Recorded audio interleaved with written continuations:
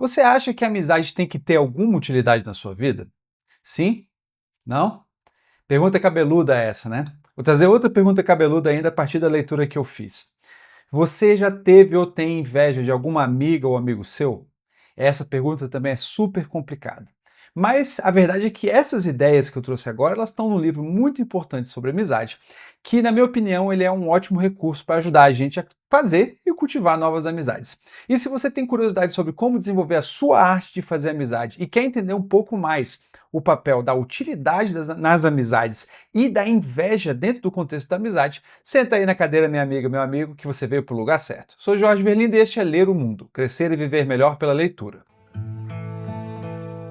Essa é a segunda parte da minha análise de um livro maravilhoso da School of Life, que chama-se Segredos para se ter amizade de maneira bem-sucedida. O título não honra a qualidade do livro, né? O livro é realmente espetacular, traz muitos insights importantes para a arte de se fazer amizade. E lembrando que, se você ainda não viu o primeiro episódio e quiser ver ele antes desse, não é necessário, eu vou deixar o link aí, né, onde você sabe que ele vai aparecer, para você poder clicar lá e acompanhar.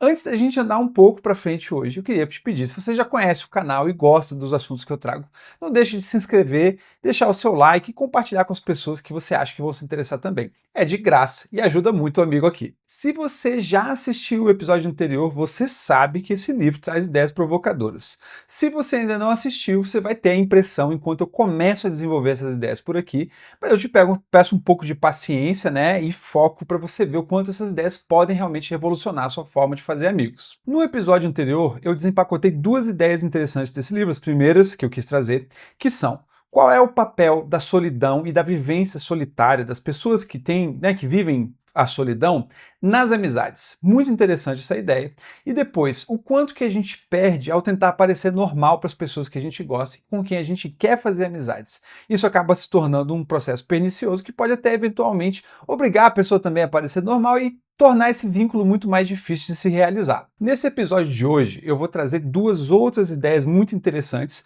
De novo, esse livro traz muitas ideias interessantes, eu trouxe só as 4 que eu achei mais impactantes para você, mas continuo recomendando a leitura. As duas ideias são, primeiro de todas, o lado utilitário das amizades e como perceber essa dimensão e integrar ela na nossa prática, né, com nossos amigos. E a segunda delas é como lidar com a inveja na amizade, que às vezes é um tema que parece tabu, mas não deixa de estar lá só porque a gente tem medo de falar dele. Então, sem mais delongas, vamos falar um pouco do primeiro tema, que ele diz mais ou menos o seguinte, que as amizades, elas têm uma agenda e elas deveriam ter essa agenda. E quanto mais você entende qual é a agenda da amizade que você tem, melhor você é capaz de vivenciar e performar dentro dela. Performar não, né? Ele não usa essa palavra, mas trabalhar a sua parte da amizade, a parte que te confere. Para quem não entende quando eu falo a palavra agenda, vamos desempacotar um pouco esse termo para a gente entender um pouco melhor. A agenda é um conceito que ele vem da filosofia, da teoria crítica e tal, que é como se fosse uma intenção, um norte temático dentro de alguma prática. Vou dar um exemplo. O capitalismo ele tem uma agenda. Qual é a agenda do capitalismo? Estado mínimo, individualismo, meritocracia, né? Todas essas ideias, esses nortes temáticos, eles fazem parte do capitalismo. Veja bem que eu não estou aqui hoje para julgar o capitalismo, né? Eu trouxe apenas uma noção. O socialismo também tem uma agenda. Né? A medicina tem uma outra agenda, né? Que é manter a saúde do paciente, zelar pela saúde do paciente, né? Que o juramento de Hipócrates faz parte da agenda da medicina. Então, estou trazendo exemplos para você ver assim que o norte temático, né, das práticas no mundo a gente chama de agenda, né? E o ponto é que ter uma agenda na amizade é contraintuitivo. E por que é contraintuitivo? Porque a gente cresce com uma mentalidade de que, não, mas amigo não é para ser útil. Se for para ser útil é trabalho, é uma ferramenta, etc. E a gente tem um certo preconceito e a gente espera que as amizades todas não cumpram um papel. Né, e que pensar em trocas durante a amizade, trocas afetivas, trocas práticas, trocas de ideias e tal, pode se tornar um negócio de mercenário ou de uma pessoa interesseira e fria, e por conta disso a gente acaba se afastando de pensar nessas trocas de uma maneira mais clara. Né? Mas eu vou dar um exemplo antes, né, mais prático para ilustrar, e depois eu vou um pouco para frente. Vamos supor o seguinte, que você conhece uma pessoa que é muito legal, só que essa pessoa, por alguma razão, não dá liga, vocês não conseguem se tornar amigos. O que está faltando aí especificamente? Uma agenda, né? Vou dar um outro exemplo. Vamos supor que você tem uma pessoa com quem você sempre se reúne para falar de futebol, vocês sempre vão pro bar e senta lá e conversa de futebol. Então um amigo que você sai para beber, ou então uma pessoa que você sai para assistir um filme e aí conversar um pouco sobre o filme depois.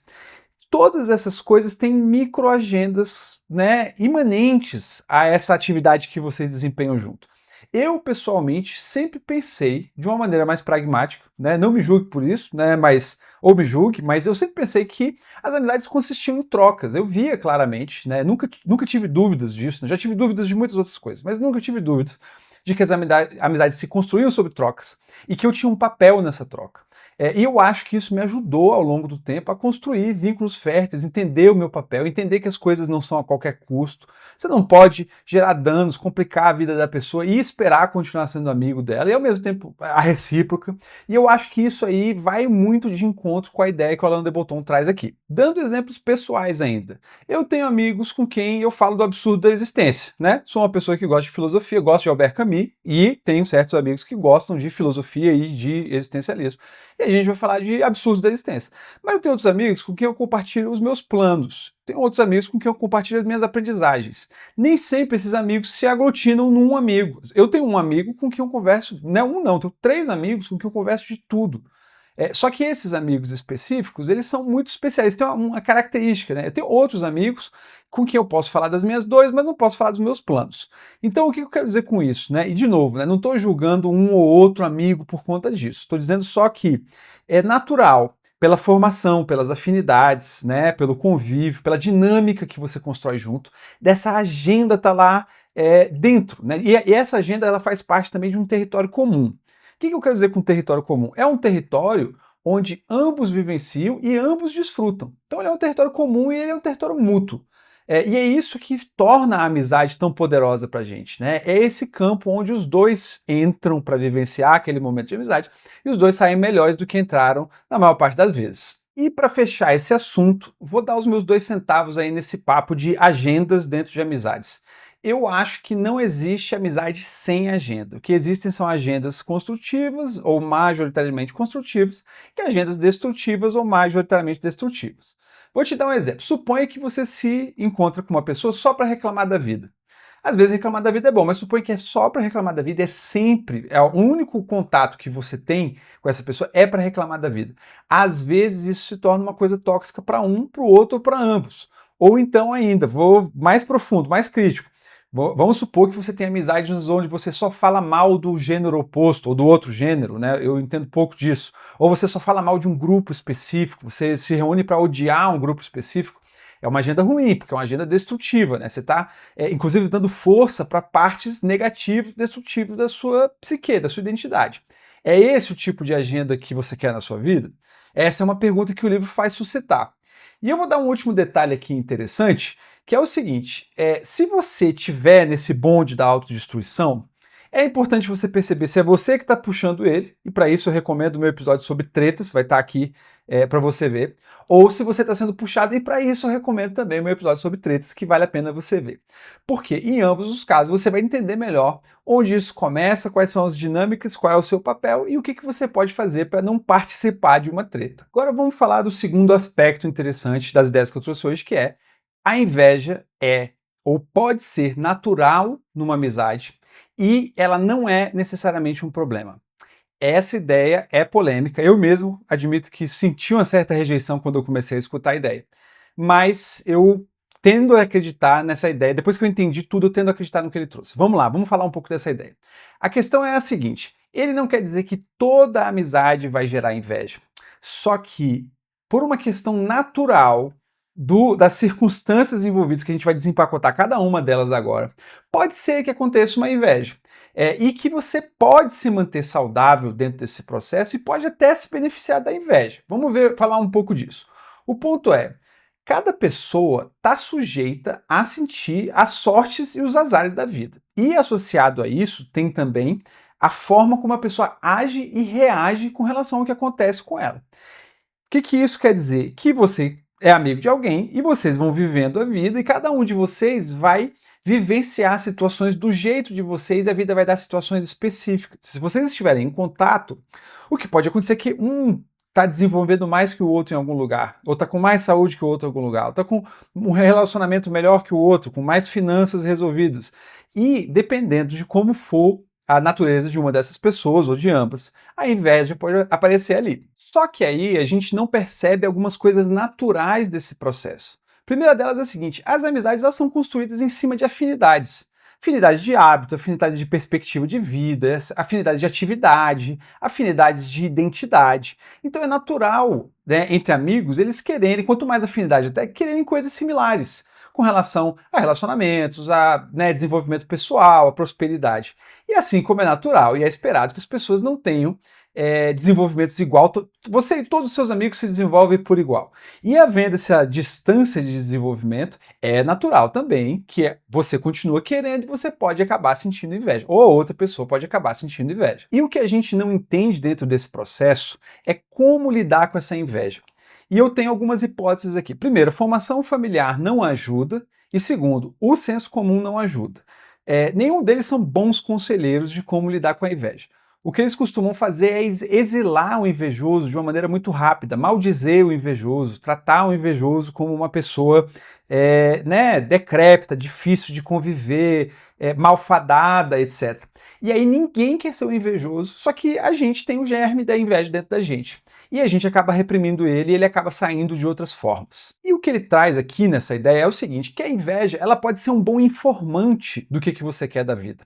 Né? Ela te dá notícias do que você gostaria de ter, do que você gostaria de ser, do que você gostaria de viver, com quem você gostaria de viver, que tipo de situações você gostaria de passar. E você sabendo lidar com isso, e a gente vai falar um pouco sobre lidar com isso aqui antes de terminar o episódio, você tem a oportunidade de usar a inveja como um combustível para o seu amadurecimento. Eventualmente como um combustível para você alcançar o que você está em busca. E eventualmente como um combustível para você se conhecer, porque você se conhecendo, você vai entender, quero ou não quero de verdade tal coisa. Isso aqui me incomoda ou não me incomoda? Me incomoda. Quero ou não quero fazer alguma coisa? Vou fazer quanto disso aqui? Então você começa a ver que a inveja, em vez de se tornar um elemento tóxico que vai, né, deteriorar a sua amizade, ela começa a te empurrar para você fazer aquilo que você está buscando. E aqui eu vou trazer de novo meus 2 centavos em cima dessa ideia específica, que é a seguinte: eu posso dizer a essa altura da vida que eu já tive do lado do invejoso, eu já tive em situações, me lembro vividamente de uma inveja que eu estava sentindo, e eu precisei até me retirar do local para não expressar ela de uma maneira destrutiva. E eu posso dizer também que eu já vivenciei com pessoas próximas de maneira recorrente níveis de inveja que me chegaram a me magoar e as amizades acabaram, né? Então ninguém quer isso. Então, além de eu concordar com Alain de Botton que a inveja é um bom informante, se você é a pessoa que tem a inveja, se você for a pessoa que está sofrendo a inveja, episódio de tretas. Se você é a pessoa que tem a inveja, primeiro de tudo, não se julgue, porque é natural, você quer coisas, você não é perfeito, você precisa avançar na sua vida e às vezes tem alguém que avançou mais e esse negócio vai nascer dentro de você. Mas uma dica que eu dou que me ajudou muito é a seguinte: assuma primeiro para si. Você não precisa chegar e falar para o outro isso, porque às vezes até o outro já sabe, tá? Porque é difícil um invejoso passar desapercebido, tá? Depois da quarta, quinta, sexta né, interação invejosa, você começa a entender que aquela pessoa é invejosa. Assuma primeiro para si, porque é menos complicado, é um assunto difícil, delicado. E você assumindo para si isso, você vai começar a ligar o seu radar e você vai começar a ver quando que a inveja está te informando sobre o que você está querendo. Porque, na verdade, a inveja ela não está dizendo que aquela pessoa não presta. Ela está dizendo o que você precisa e o que você quer. E aí, em vez de você punir o outro, projetar no outro, né, qualquer tipo de defeito por conta, né, das escolhas que você fez na vida e das limitações que você tem a chance de manter a amizade. Você tem a chance de conseguir canalizar essa energia para algum lugar positivo e conseguir mais coisas, dentre elas, novos amigos. E você, o que você acha desse assunto? Ele tem a ver com a sua vida? Tem a ver com algum momento que você já viveu? Me conta aqui nos comentários e se por acaso você gostou dessa conversa, não esquece de deixar seu like, mandar para alguém que você gosta e se inscrever no canal. Isso me ajuda de várias formas, eu acho que sempre tem alguém precisando ouvir sobre esse tipo de assunto, principalmente sobre amizade, e você mantém a minha palavra chegando ao máximo de gente possível. Muito obrigado e nos vemos no próximo episódio.